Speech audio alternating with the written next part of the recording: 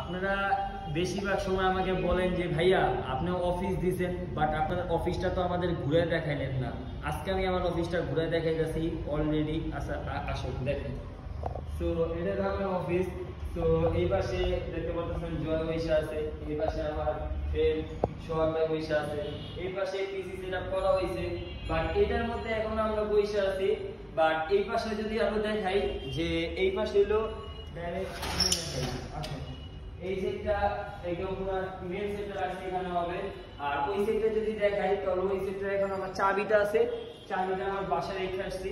তো উপর থেকে তো দেখা দাও। তো উপর থেকে এটা অনেক বড় আছে, ওই পাশটা দেখাও ঘুরে। তো ওই পাশ এই পাশ ক্লাসরুম বানাবো, দুই পাশে আমার ক্যামেরা। তো এইভাবে আমরা ক্লাসরুম বানাবো, ওই পাশে ক্লাসরুম বানাবো।